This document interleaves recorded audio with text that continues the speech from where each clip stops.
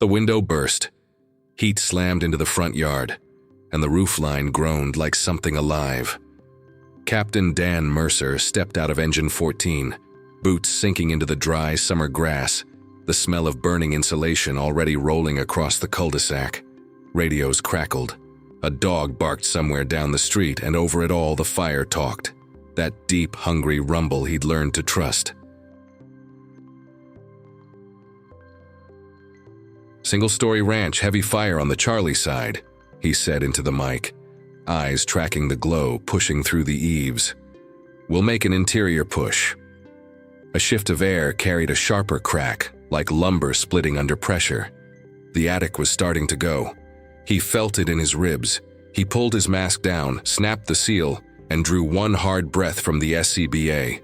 That familiar hiss steadied him. First due crew ran up behind him, Torres on nozzle, Pike on irons. Both younger, faster, still learning the instincts Dan lived by. Then he heard it. Faint, thin. A child's whisper. "Help me." He froze a half-second. The sound had floated out from the dark window on the B-side, right where smoke feathered downward. Not up. Not normal. Torres looked at him. "Cap, you good?" "Yeah," Dan said, though his pulse jumped. "We're going in. Primary search first." A micro-pause. Breeze shifted again. No voice this time. Just the fire pressing harder. They advanced. Inside the front door, heat hit them like opening an oven. Smoke banked low, thick, pushing visibility down to 3 feet.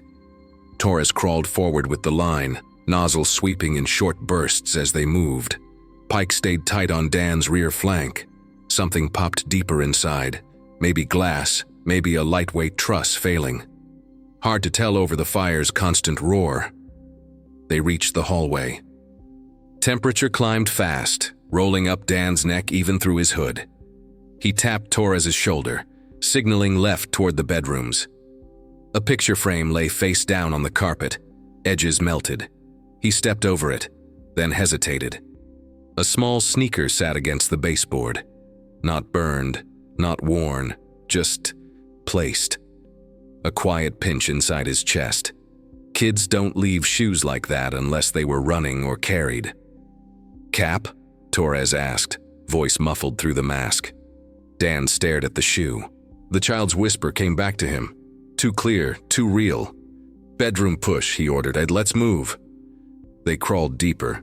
Smoke grew heavier, swirling in slow, dangerous pockets. Static crackled over the radio. Dispatch trying to send an update, but the signal fought the building. Then a new noise carried faintly from the Charlie side. A low, shifting moan of structure under strain. Dan looked up. The ceiling flexed. The story paused inside him. One breath, two. Then he pressed forward anyway. The door at the end of the hall was closed. Heat bled around the edges. He reached for the knob, and the metal seared his glove. Behind him, something thumped inside the wall. A vibration, a shift, and from the bedroom beyond the door, something scraped across the floor. The scrape came again, softer, like fabric dragging. Dan signaled Torres to cool the door. A tight burst of water hit it, steam blasting back over their helmets. "Door's hot, Cap," Torres warned. "Yeah," Dan said, lowering his shoulder, "but something's in there." He pushed the door. It resisted, swollen from heat, then gave way an inch at a time.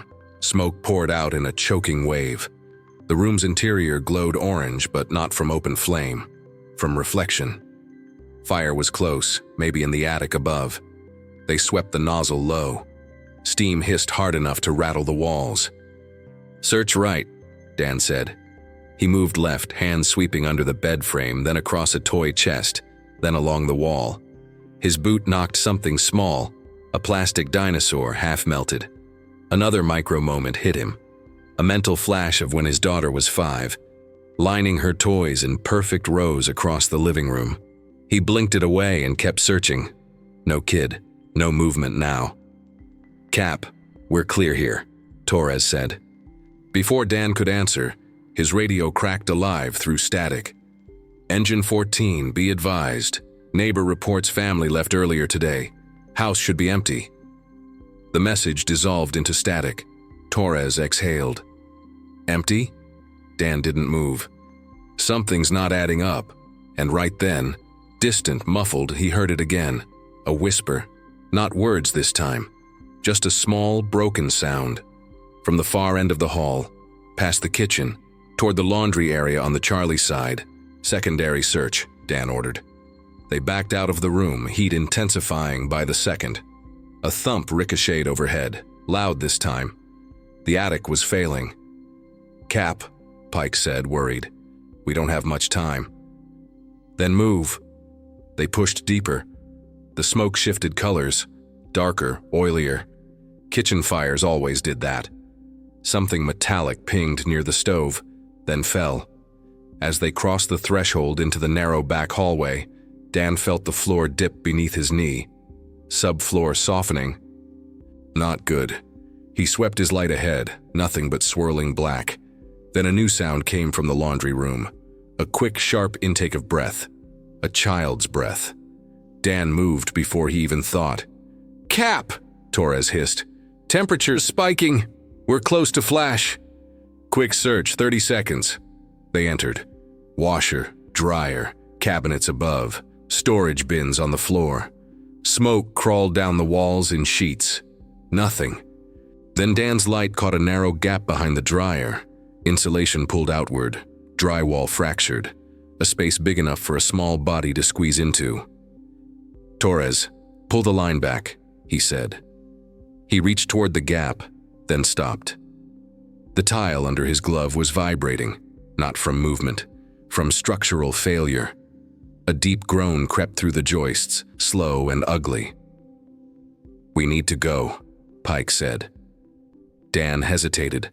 Micro moment, his instincts at full burn. Then behind the dryer, something shifted. A tiny, trembling whimper pushed through the smoke. He dropped to the floor, shoulder pressed against the drum of the dryer, and reached into the gap. His glove brushed fabric. Soft. Small. A child. Got someone, Dan barked. I've got... The ceiling above them cracked like a gunshot. A sheet of drywall slammed down, knocking dust and hot debris across their backs. Torres yanked the line up, shielding them with a burst of water that turned the falling embers into steam. Dan didn't move his arm. His hand stayed locked on that small bundle of fabric. Cap, we've got to back out now, Torres shouted over the hiss. 1 second, Dan said, voice tight. He eased his arm deeper. The kid, now definitely a kid, curled tighter in fear. He could feel the tremble even through the glove. Hey, Dan said gently, barely audible under the roar. I've got you. I'm not letting go.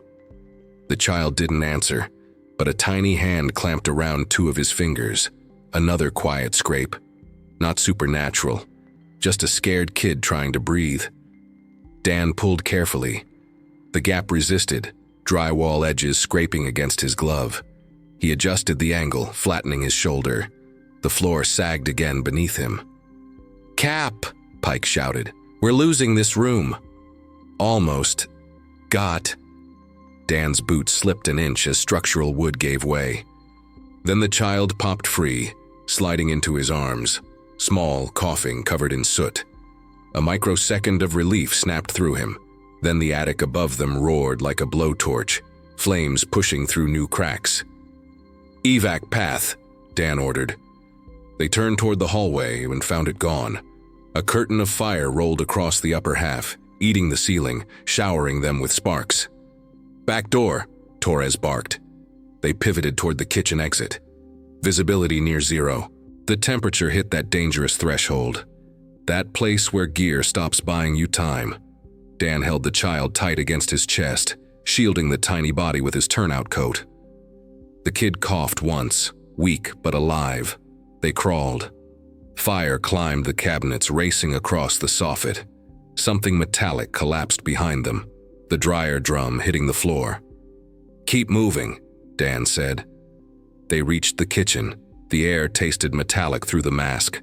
A rollover licked across the ceiling, flames skimming like a wave. Dan felt the SCBA strap shift. Not from movement, from melting. Doors here, Pike yelled, slamming his shoulder into the back exit. It didn't budge. Heat warp had sealed it. "Torres, hit the hinges!" Torres blasted them. Steam exploded outward and Pike slammed again.